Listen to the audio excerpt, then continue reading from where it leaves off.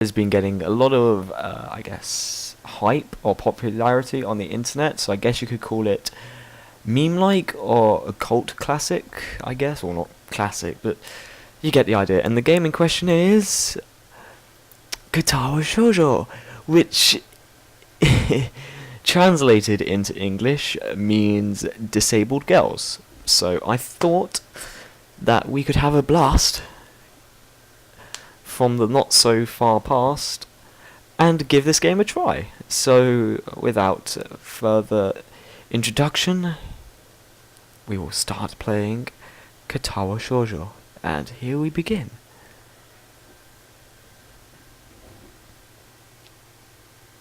A light breeze causes the naked branches overhead to rattle like wooden wind chimes.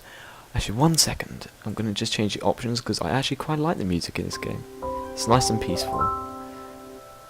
There we go. Return.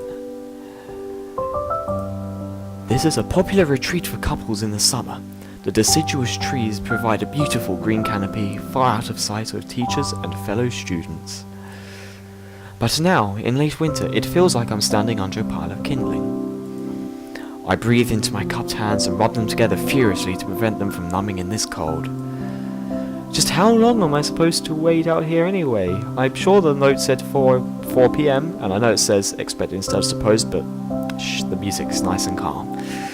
Ah yes, the note slipped between the pages of my math book while I wasn't looking, and that's weird me saying math because I'm English while we say maths, but moving on. As far as cliches go, I'm more of a fan of the letter in the locker, but at least this way shows a bit of initiative. As I ponder the meaning of the note, the snowfall gradually thickens. Just generally what happens with snowfall, but anyway. The snowflakes silently falling from the white painted sky are the only sign of time passing in this stagnant world. Their slow descent upon the frozen forest to make it seem like time has slowed to a crawl. Oh wow, what was that? The rustling of dry snow underfoot startles me, interrupting the quiet mood. Somebody's approaching me from behind. Pff, a story of my life. Hi, Hisao? You came? That's what... I'm not sure if that's how you pronounce the name, but for now I'm just going to pronounce it Hisao. A hesitating, barely audible question. However, I recognize the owner of that dainty voice instantly. I feel my heart skip a beat. It's a voice I've listened to hundreds of times, but never as more than an eavesdropper to a conversation. I turn to face this voice, the voice of my dreams, and my heart begins to race. Flashback? No, cutscene. Iwanako? I got a note telling me to wait here. It was yours? Damn it, I spent all afternoon trying to come up with a good line and that was the result. Pathetic. Yes, I asked a friend to give you that note. I'm so glad you got it. A shy, joyous smile that makes me so tense I couldn't move a single muscle even if I tried. Oh no, my heart is pounding now as if it were trying to burst out from my chest and claim this girl for itself. So, here we are, out in the cold. Once again, the wind stirs up the branches. The cacophonous noise is music to my ears. Iwanako flinches ever so softly against the gust of wind. As it passes, she rights herself, as if supported by some new confidence. Her eyes lock with mine, and she lazily twirls her long dark hair around her finger. All the while, the anxious beating of my heart grows louder. My throat is tight. I doubt I could even force out a word out if I tried. You see, I wanted to know if you'd go out with me. I stand there, motionless, save for my pounding heart. I want to say something in reply, but my vocal cords feel like they've been stretched beyond the breaking point. Hisao? I reach up to try to massage my throat, but this only sends spikes of blinding pain along my arms. Hisao? My whole body freezes, save for my eyes, which shoot open in terror. Oh wow, this guy's tripping balls. Hisao!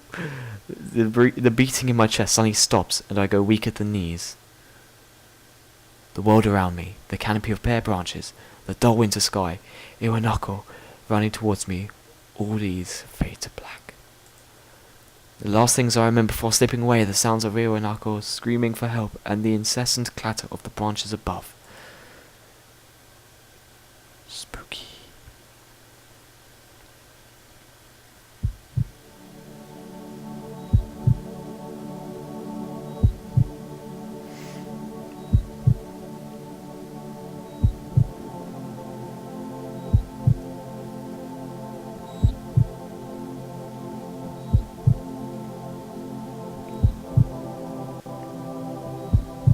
Interesting beginning. CPL crud. What? Kerpal crud? Silent Kur. Yeah.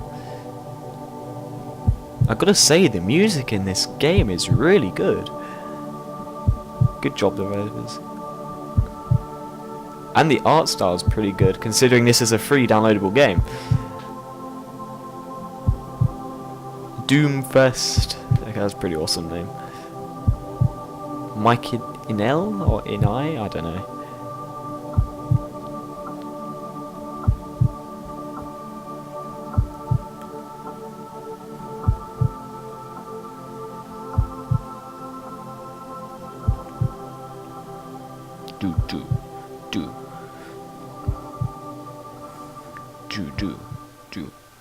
Okay then.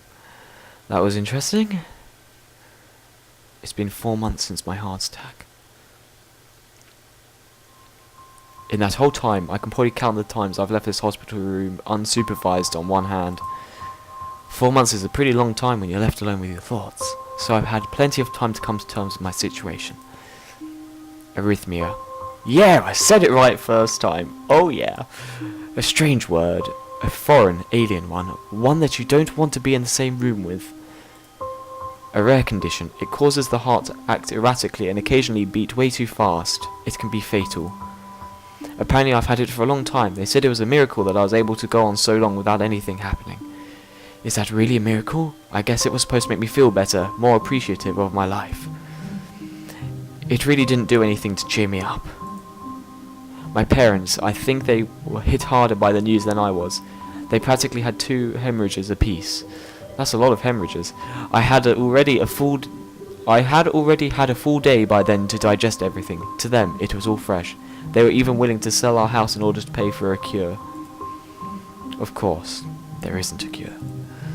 Because of the late discovery of this condition, I've had to stay at the hospital to recuperate from the treatments. When I was first admitted, it was felt as if I was missed. For about a week, my room in the ward was full of flowers, balloons, and cards. But the visitors soon dwindled, and all the get-well gifts began trickling down to nothing shortly after. I realized that the only reason I had gotten so many cards and flowers was because sending me a sympathy had been turned into a class project. Maybe some people were genuinely concerned, but I doubt it. Even in the beginning, I barely had visitors. By the end of the first month, only my parents came by on a regular basis. Iwanako was the last to stop visiting. After 6 weeks, I never saw her again. We never had that much to talk about when she visited anyway. We didn't touch the subject that was between us on that snowy day ever again. The hospital? It's not really a place I'd like to live in. The doctors and nurses feel so impersonal and faceless. I guess it's because they are in a hurry and they have a million other patients waiting for them, but it makes me feel uncomfortable. For the first month or so, I asked the head cardiologist every time I saw him for a rough estimate of when I'd be able to leave. He never answered anything in a straightforward way, but told me to wait and see if the treatment and surgeries worked. So I idly observed the scar that those surgeries had left on my chest slowly change its appearance over time, thinking of it as some kind of an omen. I still ask the head cardiologist about leaving, but my expectations are low enough now that I'm not disappointed anymore when I don't get a reply. The way he shuffles around the answer shows that there is at least some hope. At some point, I stopped watching TV. I don't know why, I just did. Maybe it's the wrong kind of escapism for my situation. I started reading instead. There was a small library At the hospital, although it was more like a storeroom for books, I began working my way through it, one small sack at a time. After consuming them, I'd go back for more. I found that I liked reading, and I think I even became a bit addicted. I started feeling naked without a book in my hands. But I loved the stories. That's the best part about books. That was what my life was like. The days became increasingly harder to distinguish from one another, differing only by the book I was reading and the weather outside. It felt like time blurred into some kind of gooey mass I was trapped inside, instead of moving within. A week could go by without me really noticing it. Sometimes I'd pause in realization that I didn't know what day of the week it was. But other times, all the things that surrounded me would painfully crash into my consciousness, through the barrier of nonchalance that I had set up for myself. The pages of my book would start to feel sharp and burning hot, and the heaviness in my chest would become so hard to bear that I had to put the book aside and just lay down for a while, looking at the ceiling as if I was going to cry. But that happened only rarely, and I couldn't even cry. Today the doctor comes in and gives me a smile. He seems excited, but not very. It's like he is trying to make an effort to be happy on my behalf. My parents are here. It's been a few days since I've last seen them. Both of them are even sort of dressed up. Is this supposed to be some kind of special occasion? It's not a party. There is the ritual the head cardiologist has. He takes his time, sorting his papers, then setting them aside as if to make a point of the pointlessness of what he just did. Then he casually sits down on the edge of the bed next to mine. He looks me in the eyes for a moment. "Hello, Hisao, how are you today?" I don't answer him, but I smile a little, back at him. "I believe that you could go home. Your heart is stronger now, and with some precautions you should be fine. We have your medication sorted out. I'll give your father the prescription." The doctor hands a sheet of paper